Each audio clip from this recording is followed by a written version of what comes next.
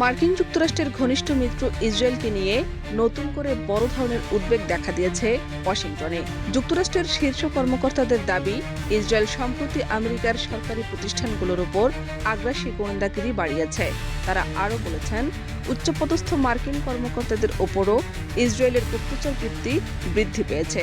এই পরিস্থিতিতে পেন্টাগন ও মার্কিন গোয়েন্দা সংস্থাগুলো চরম সতর্ক অবস্থানে রয়েছে।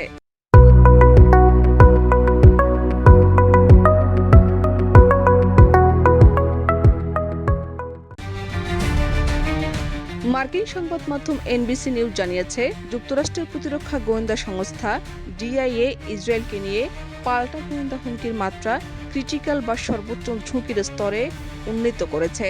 এই সিদ্ধান্তকে মার্কিন নিরাপত্তা ব্যবস্থায় অত্যন্ত গুরুত্বপূর্ণ বলে মনে করা হচ্ছে। প্রতিবেদনে বলা হয়, যুক্তরাষ্ট্রের কর্মকর্তাদের আশঙ্কা, ইরান যুদ্ধ ও মধ্যপ্রাচ্যের সামরিক পরিস্থিতি নিয়ে ওয়াশিংটনের অভ্যন্তরীণ গোপন আলোচনা, কূটনৈতিক পরিকল্পনা এবং সামরিক কৌশল সম্পর্কে তথ্য সংগ্রহের চেষ্টা করছে ইসরায়েল। এমনকি গত সপ্তাহে ট্রাম্প ও নেতানিয়াহুর মধ্যে হওয়া এক রুদ্ধদ্বার ফোনালাপেও এই উত্তেজনা তীব্রভাবে প্রকাশ পায়। ট্রাম্প সাংবাদিকদের কাছে ক্ষোভ প্রকাশ করে স্বীকার করেন যে তিনি নেতানিয়াহুকে পাগল বলেছেন।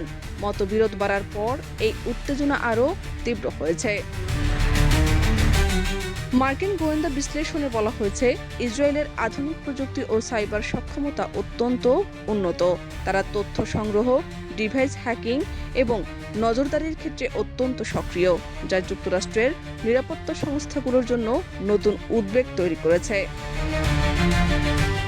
এই কারণে বর্তমান পরিস্থিতিতে ইসরায়েল সফরে যাওয়া মার্কিন কর্মকর্তারা অতিরিক্ত নিরাপত্তা সতর্কতা অবলম্বন করছেন। তারা ব্যক্তিগত ফোন বা ল্যাপটপ ব্যবহার না করে বার্নার ফোন ও আলাদা ডিভাইস ব্যবহার করছেন। এমনকি হোটেল বা বৈঠকের জায়গাতেও গোপন তথ্য আলোচনা নিয়ে তারা অনেক বেশি সতর্ক।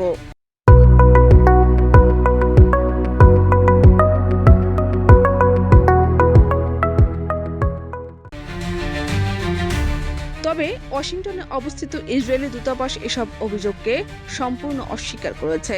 তাদের দাবি, এটি রাজনৈতিক উদ্দেশ্য প্রণোদিত এবং বাস্তবতার সঙ্গে এর কোনো সম্পর্ক নেই। শাহনাজ পারভীন, দেশ রূপান্তর।